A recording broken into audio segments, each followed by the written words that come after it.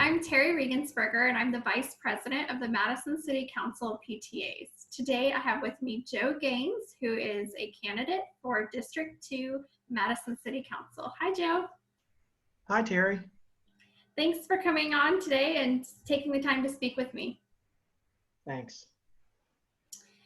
To get started, can you tell me what specific issue or reason motivated you to serve on the Madison City Council?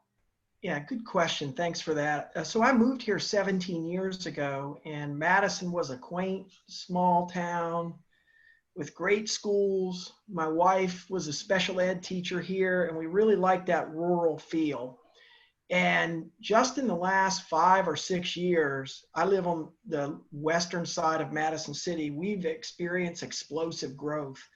And now, quite frankly, our schools are overcrowded. I live right next to James Clemens. They just put the last brick on James Clemens about 3 years ago, and it's busting at the seams. We've got congestion, we have traffic, and I drove out there yesterday, and guess what? There are more and more rooftops out there. And so when I walk around and talk to the residents as part of this campaign, they tell me that unchecked growth is their number one issue, and it's my number one issue that motivated me to get into this race. The road network out in western Madison City is terrible. Anybody that lives off of Seegers Road or Powell Road, Browns Ferry or Burr Green knows what we did is built a 21st century city, and we're operating off of 19th century farm roads. It's just not fair to the citizens out there, and quite frankly, the roads are unsafe. So my goal for the city and why I joined this race is moderate growth and measured growth and infrastructure that keeps up with that growth. Thank you. Next question. What is your strategy to ensure city growth aligns with our long-term vision and keeps pace with our resources? Right. So you asked that question probably because growth is the number one issue here. Well, I'm very alarmed when I hear the current city council and leadership talk about a sustained 10% growth in Madison City over the next several years to generate enough taxes. You know, quite frankly, if you look at County Line Road, do we really need more mattress stores, tire shops, and storage facilities? If we keep up this growth pattern, County Line Road is going to look like University in 10 years. And nobody out here wants that. That's not good for our city. So what I'd like is slow, moderate growth. And there's really two ways to achieve that. You got to tamp down the enthusiasm of the builder, and the builder has to share in the cost of that growth. The way you do this is something called impact fees. Every new home that is constructed, every multifamily home is constructed, you apply a one-term impact fee. For single family homes, it's about $5,600, and multifamily homes like apartments is $2,900. That's the fee on the builder to help us pay for infrastructure.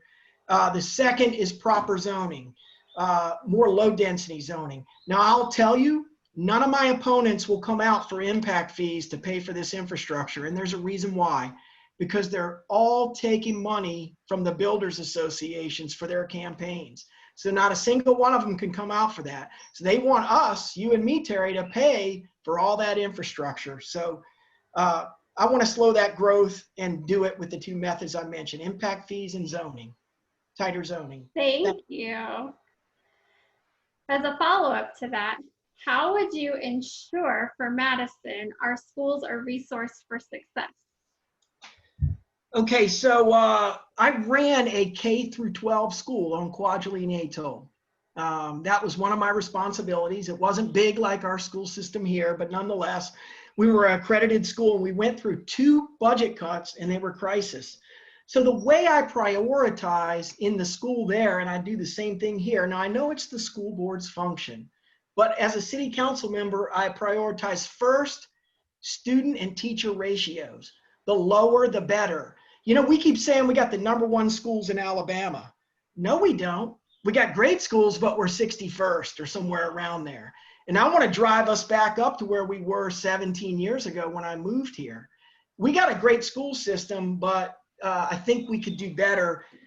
So I'd prioritize student and teacher ratios first. That's #1 for resources. The second thing I'd prioritize would be activities that support students that are enriching. And that's your sports, band, clubs, those kind of things that add to the educational experience. And then third, I would prioritize would be facilities. And the only way, really the best way to get to the more money for schools is two ways, and you know this. It's a millage increase, which we just did, and it's city bonds. I'm for city bonds, quite frankly, because they don't hurt people that are low income and those kind of things. I will say this. I don't think our city council's heading in the right direction. We spent $46 million on a bond for a baseball stadium that very few people wanted when we knew James Clemens was at its limits. Schools before baseball stadiums with me. I'd push a bond issue and we would get that third high school that I know we're going to need. Great, thank you. All right, for our last question, what message do you have for Madison City families during this unusual time in history? Well, I wish I had an inspirational message. I've been locked in my bunker since March. So I speak to myself and I say that, you know, the world seems like everything's gone crazy and it's broke. So the way that my family deals with that is we focus on our very small piece of the pie. And it starts with simple things. Get up in the morning, show up on time, because my dad used to say, hey, that's 90% of the battle. And then do your job. If you're a kid, your job is to get on that computer and go to school. And if you're an adult, do the best telework you can. And if you're a nurse in a hospital, keep yourself safe, get to work and do your job. The next thing is look for opportunities to help each other and help your neighbors, because we don't know who's struggling next door to us.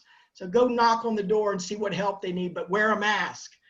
And then finally, try to expand that from your neighbor to your street to your neighborhood. And remember, these tough times, they're going to pass. This will not last forever.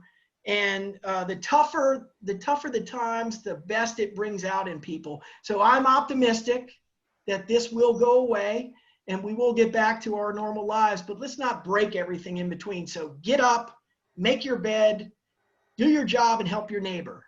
That's how I handle it. Thank you. All right, once again, Joe Gaines, thank you so much for taking the time today to meet with the Council of PTAs for this interview. We really appreciate you taking the time to spend with us today. Thank you, and you're a good sport for doing 10 or 11 of these. Hats off to you, and you got better lighting than I do, so.